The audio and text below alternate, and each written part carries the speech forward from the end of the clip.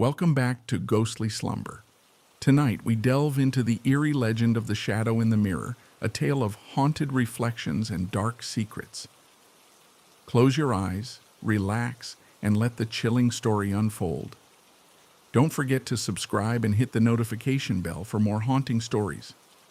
In the small, quiet town of Everwood, there was an antique shop that held a peculiar item, a large, ornate mirror with a dark past. The mirror was said to be cursed, and anyone who gazed into it too long would see things that weren't there, shadows that moved on their own, figures that whispered secrets. The townspeople avoided the shop, and the mirror remained unsold, gathering dust in a dimly lit corner. One rainy evening, a curious young woman named Lily stumbled upon the antique shop.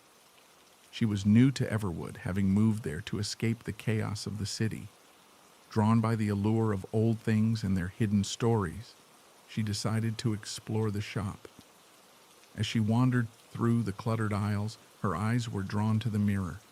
Its gilded frame was intricately carved with strange symbols, and the glass, though old, was spotless. The shopkeeper, an elderly man with a knowing look in his eyes, noticed her interest. "That mirror has quite the history," he said, his voice low and gravely. "They say it shows you things you don't want to see." Lily, intrigued by the mystery, asked to know more. The shopkeeper told her the tale of the mirror's previous owner, a wealthy recluse named Victor who had become obsessed with it. He spent hours gazing into the glass, convinced that he could see another world within it. One night, Victor disappeared without a trace, leaving the mirror behind. Ever since, strange occurrences had been linked to the mirror, and it had gained a reputation as a cursed object. Despite the warnings, Lily couldn't resist the pull of the mirror. She decided to buy it, thinking it would make an interesting addition to her new home. The shopkeeper hesitated, but finally agreed, warning her one last time to be careful. That night, Lily placed the mirror in her bedroom. She admired its beauty, running her fingers along the intricate carvings. As she looked into the glass, she saw her reflection staring back at her, but something felt off. The room behind her seemed darker, the shadows deeper. She shook off the uneasy feeling and went to bed. In the middle of the night, Lily awoke to a faint whispering. At first, she thought it was the wind, but as she listened, the whispers grew louder, more distinct. She glanced at the mirror and saw a shadowy figure standing behind her reflection. Her heart pounded as she turned around, but the room was empty. When she looked back at the mirror, the figure was gone. Determined to understand what was happening, Lily began to research the mirror's origins. She found old records of Victor's descent into madness, his writings filled with accounts of shadowy beings and dark worlds. The more she read, the more she felt a connection to the mirror, as if it were drawing her in.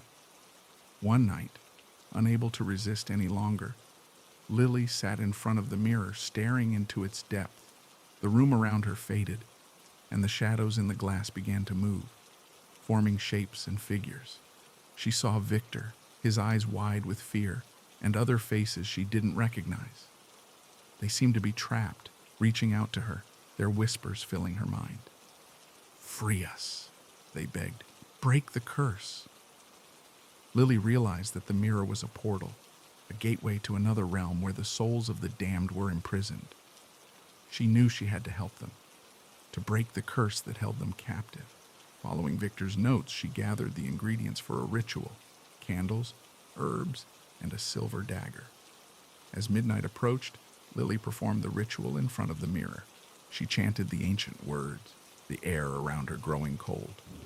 The mirror's surface began to ripple, the shadows within writhing in agony. With a final, desperate plea, she plunged the dagger into the frame.